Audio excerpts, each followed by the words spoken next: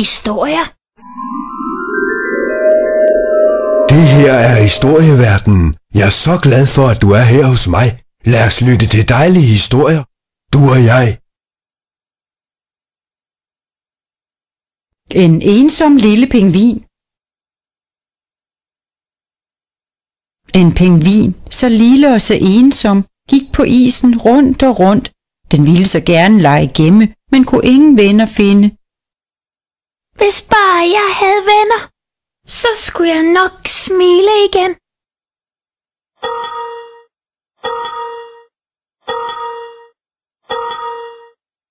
Hvor gemmer de sig? Kan du hjælpe den? Brug de forskellige farvetaster, min ven.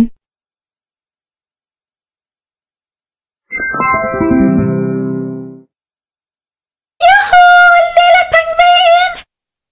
Heroppe, jeg er her!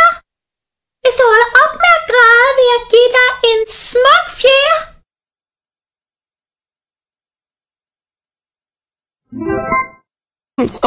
Nej, nej. En lille pingvin, så trist og så ked. Jeg har gemt lidt salat. Så kom bare med.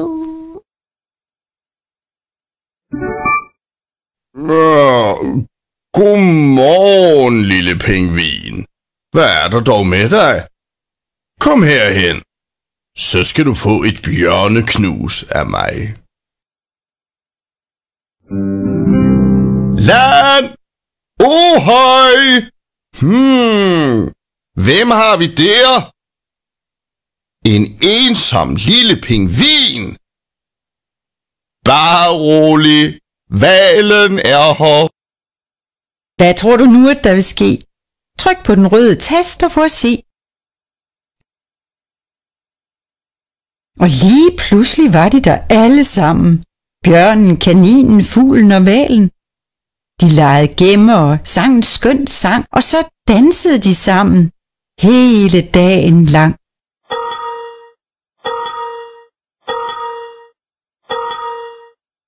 Tryk på farverne, en efter en, og se dem have det sjovt igen. Vil du have en gulerod slikkepind?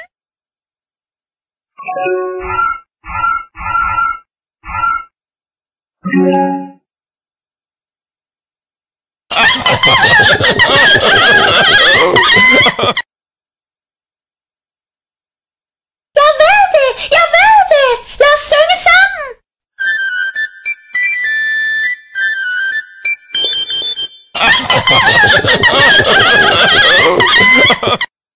Hvad så, venner? Skal vi lave gymnastik? 1, 2, 3.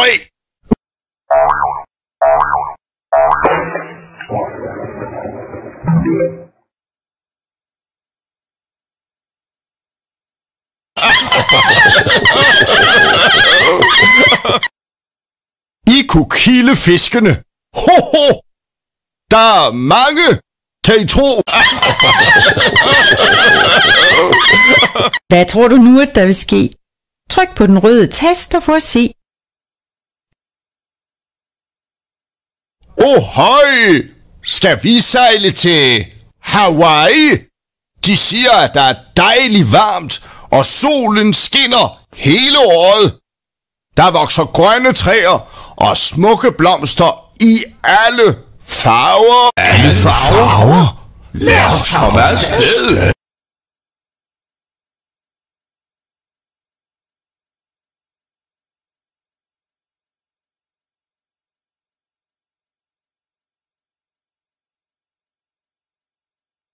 Mine historier her er de bedste, ved du. Så lad os høre en. Kom nu.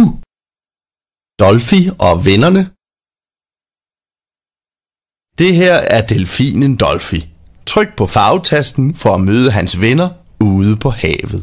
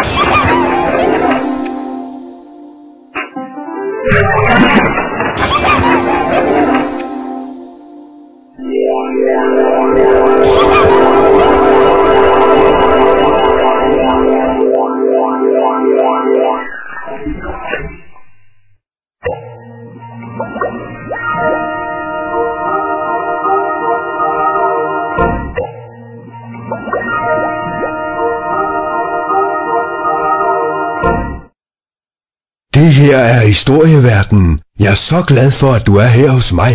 Lad os lytte til dejlige historier, du og jeg.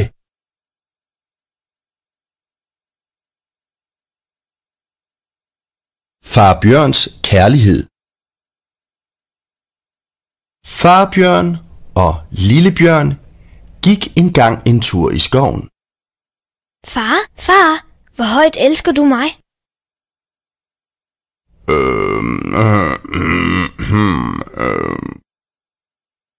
Brug farvetasterne. Det er sjovt at se alt det, der sker i en skov. Hej, Lille Bjørn. Jeg elsker hele verden. Jeg holder jorden varm og giver den lys. Far Bjørn elsker dig som solen. Jeg er sikker på, at far Bjørn elsker dig som en busk med bær.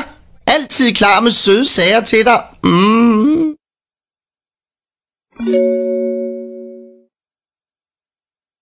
Far Bjørn elsker og beskytter dig som et stort, højt træ. Far Bjørn elsker dig som en fugl. Han synger for dig om dejlige steder.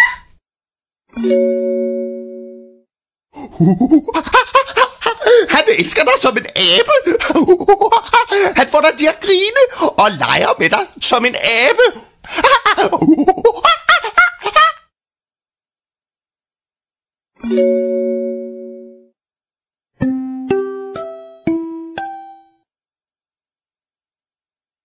Far Bjørn tænkte sig om. Jeg elsker min lille bjørn så meget. Jeg beskytter ham som et træ, leger med ham som en abe, synger for ham som en fugl, holder ham varm som solen og forkæler ham som busken med bær. Og så gav far Bjørn Lille Bjørn et stort bjørneknus og sagde: Men først og fremmest elsker jeg dig, som en farbjørn elsker sin lille bjørn.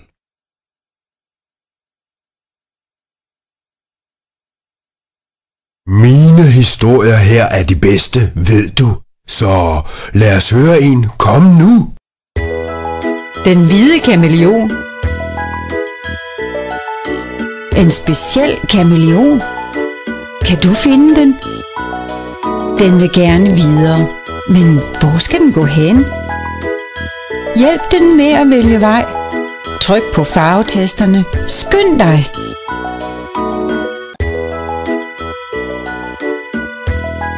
Violet. Violerne dufter så sødt og dejligt. Men kan den finde en flue? Er det muligt?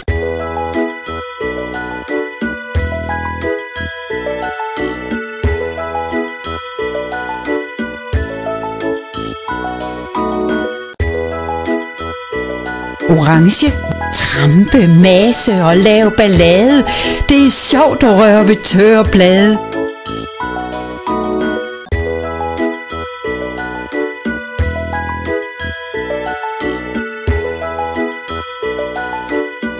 Grøn. Bladene her er friske og grønne. De køler dejligt, er virkelig skønne.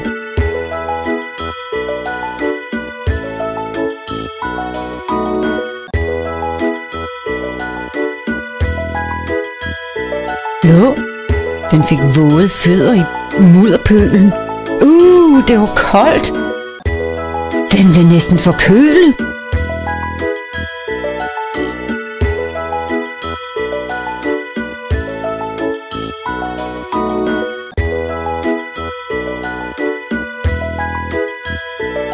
Gul. Sikke mange sandkorn der er. Måske 1000 eller mange flere.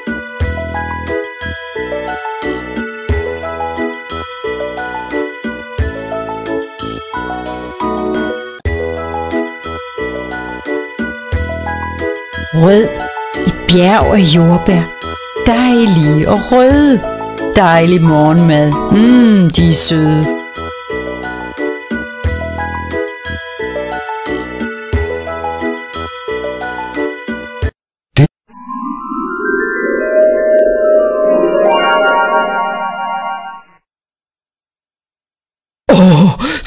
dejligt, du kom. Kunst er magi, du ved. Når først du er begyndt at male, kan du ikke stoppe igen. Flotte malerier er gemt i sneen, ser du. Find dem. Tryk på farvetasterne. Nu!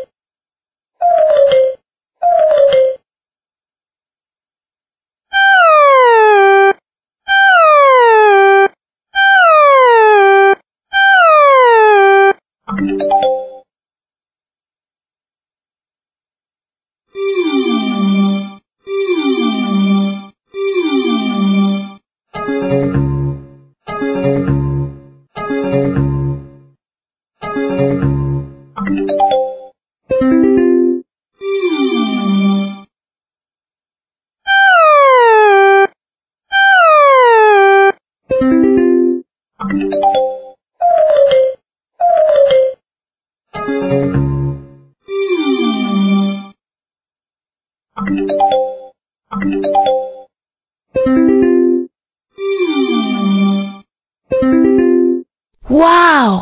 Dette maleri blev malet af Monet. En kunstner, som elskede at male udenfor. At se på naturen, som skifter farver i løbet af dagen. Flotte malerier er gemt i sneen, ser du. Find dem. Tryk på farvetasterne. Nu!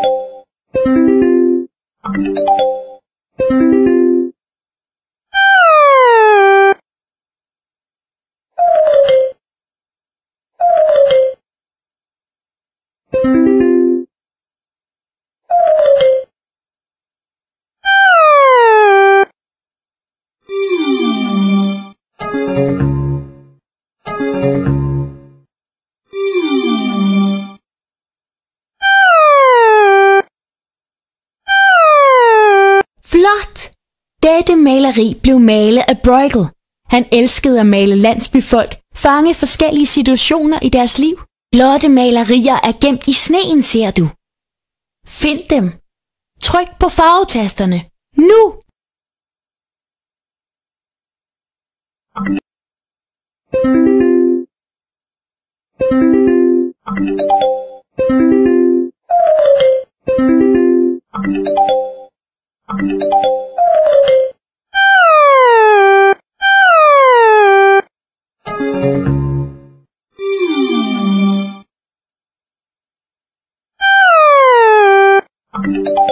Dette maleri blev malet af George Belus.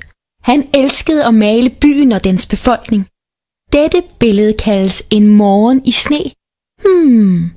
Hvorfor, mon? Lad os tegne og male og skitsere, lave magi sammen og meget mere.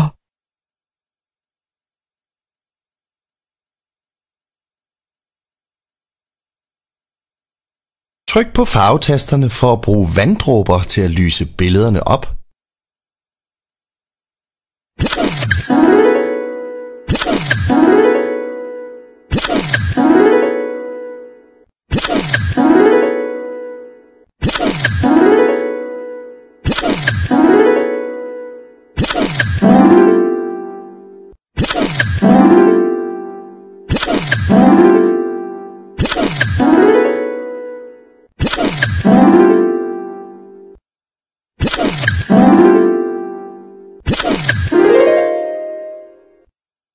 Verdenen af kunst byder dig velkommen til. Her kan vi male med alle de farver, vi vil. Vil du male med regnbuens farver, vil du? Bare tryk på en tast, Det er sjovt. Kom nu.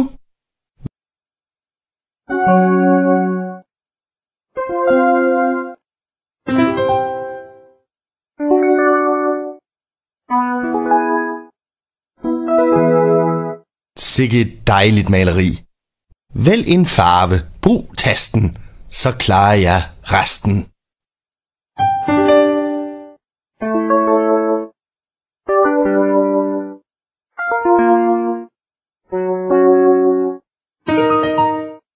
Wow, flot!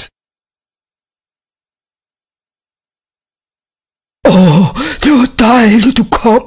Kunst er magi, du ved. Når først du er begyndt at male, kan du ikke stoppe igen. Skal flasken fyldes med det flotte sand? Tryk på farvetasten og se hvordan.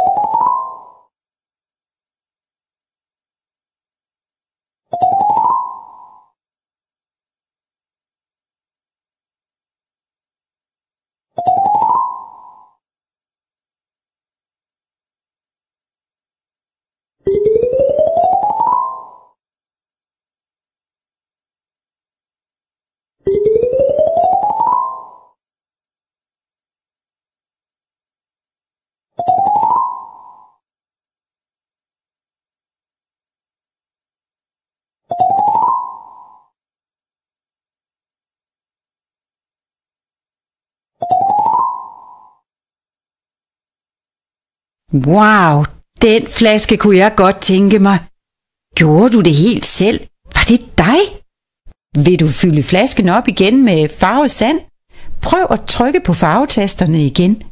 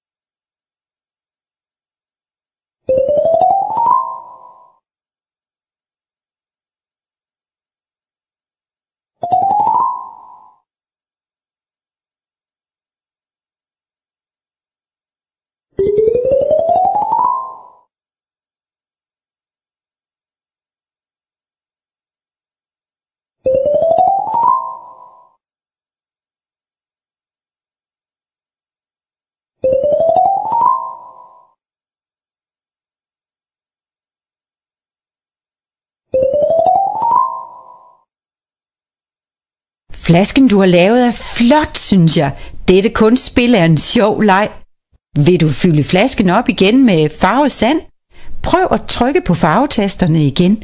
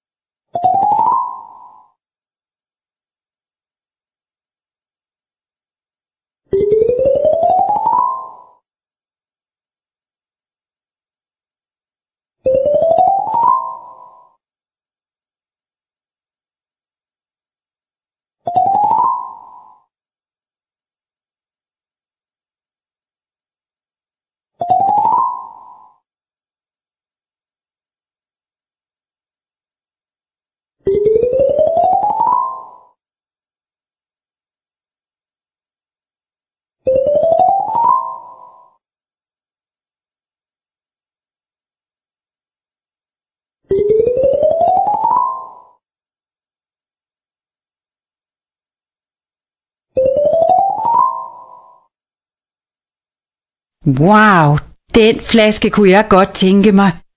Gjorde du det helt selv? Var det dig? Musik. Dejligt, du kom. Måske bliver du. Lad os lave musik. Kom nu. Brug farvetasterne for at høre toner og musik i dit øre.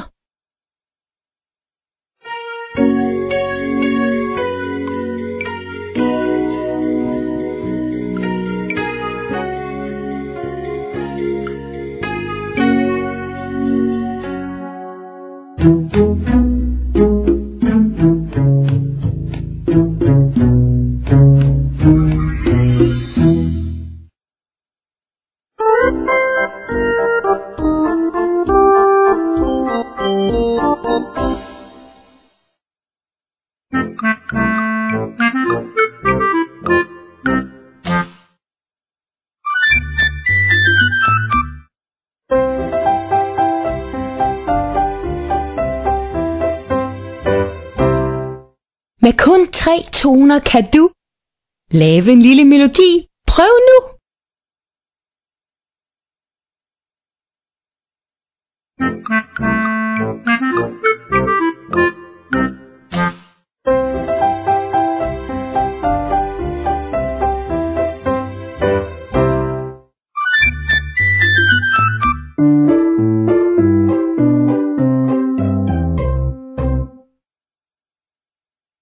Velkommen, ven.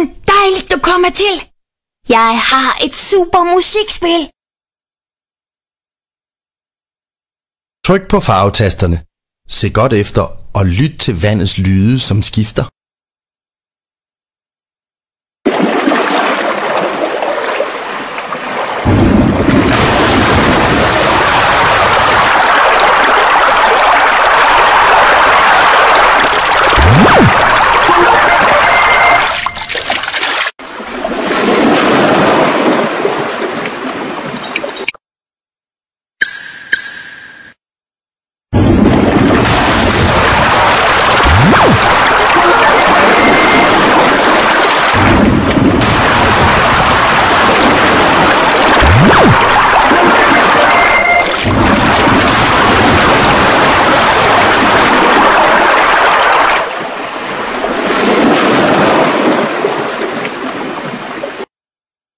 Kom, du får at lytte. Kom med mig. Lad os lave musik, du og jeg.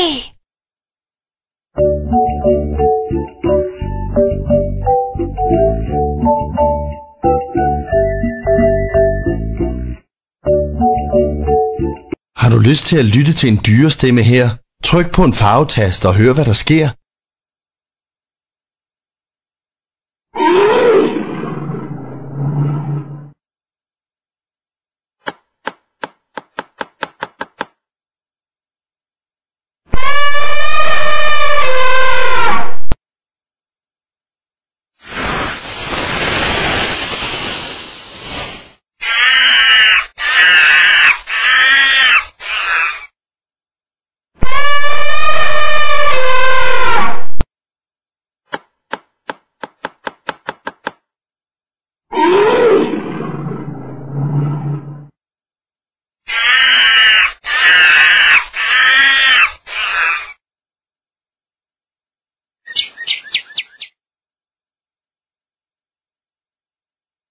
Her er en ny lyd, min ven. Hvis stemme er det? Tryk igen.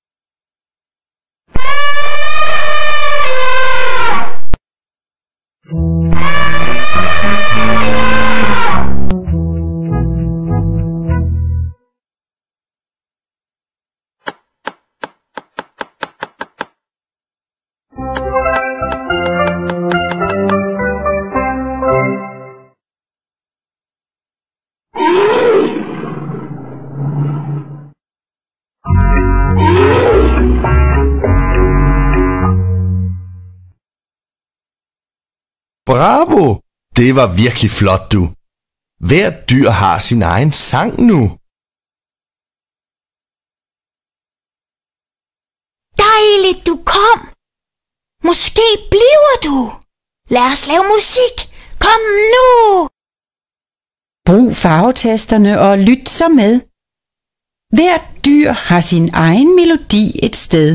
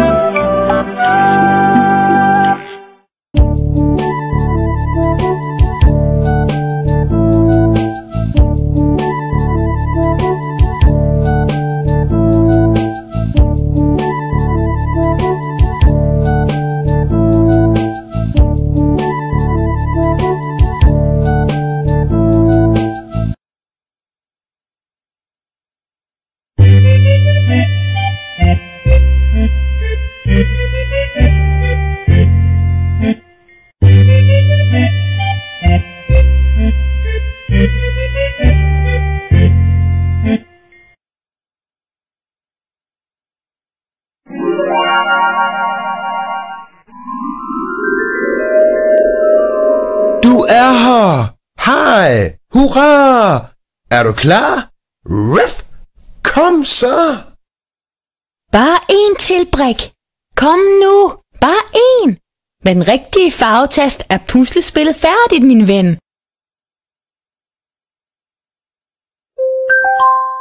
Puslespillet er færdigt. Godt gjort. Kig godt efter på faconen og prøv at få brikken lagt rigtigt på plads.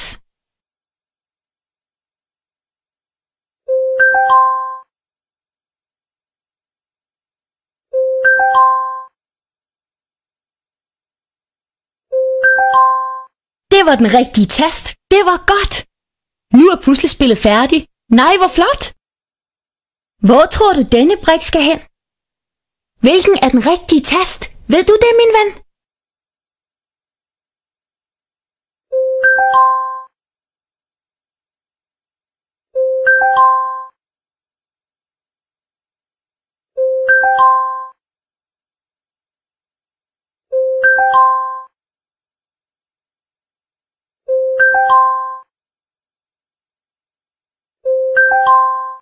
Puslespillet er færdigt.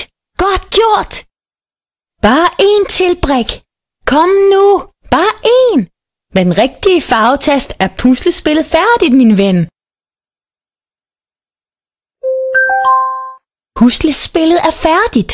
Godt gjort. Kig godt efter på faconen og prøv at få brikken lagt rigtigt på plads.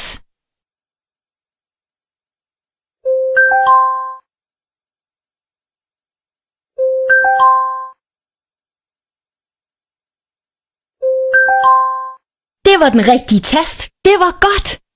Nu er puslespillet færdigt. Nej, hvor flot. Hvor tror du denne brik skal hen? Hvilken er den rigtige tast? Ved du det, min ven?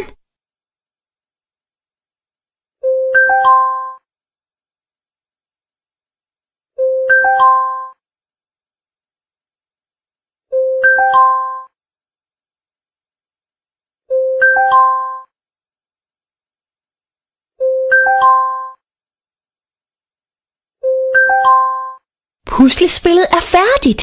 Godt gjort. Bare en til, Brik. Kom nu. Bare én. Med den rigtige farvetast er puslespillet færdigt, min ven. Puslespillet er færdigt. Godt gjort. Kig godt efter på faconen og prøv at få brikken lagt rigtigt på plads.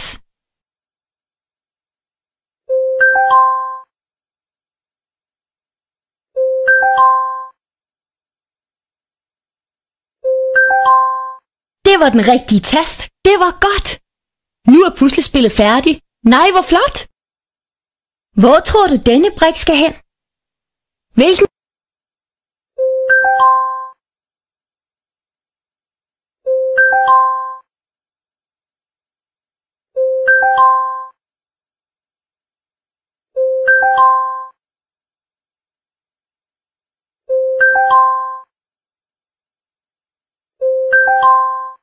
Puslespillet er færdigt. Godt gjort. Nu skal vi lege. Kun vi to. Spillene er sjove.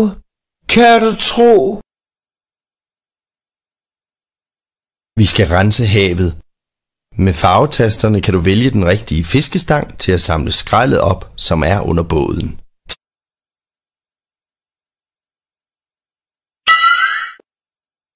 Det var fint.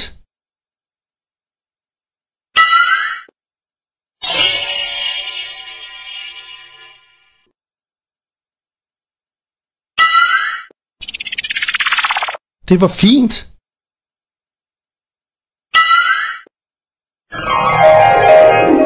Det var fint.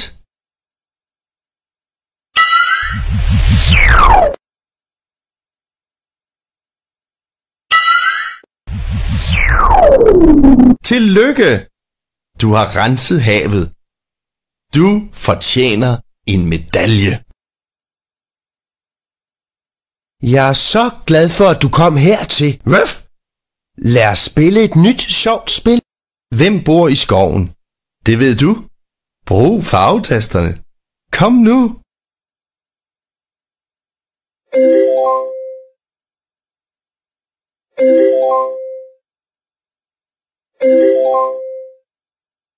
Hvem bor i skoven? Det ved du. Brug farvetasterne.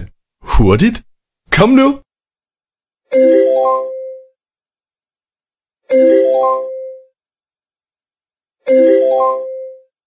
Bravo! Du gjorde det! Dyrene har haft det rigtig sjovt i dag. Mange tak skal du have. Du er her! Hej! Hurra! Er du klar? Ruff! Kom så! Hvordan vil den lille kanin nå hen til dens yndlingsgulerod? Hvilken vej skal den tage? Hvornår skal den hoppe, kravle eller gå tilbage? Lad os hjælpe den ved at bruge regnbuetasterne. Hvilken vej? På hver side er der en. Brug.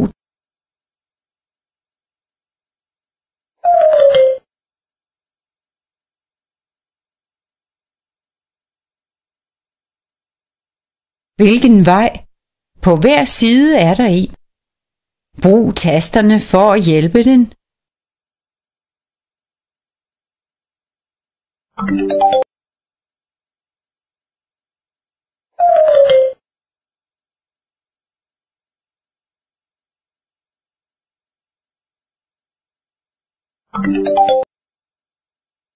Den her gulerod smager bare så godt. Masser af plads til mere om lidt. Nu skal vi lege.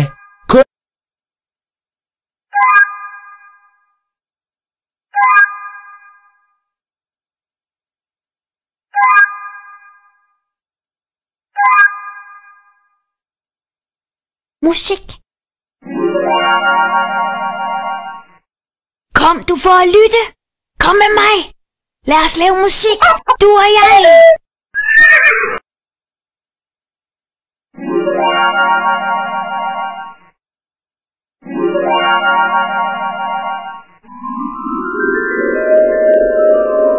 Jeg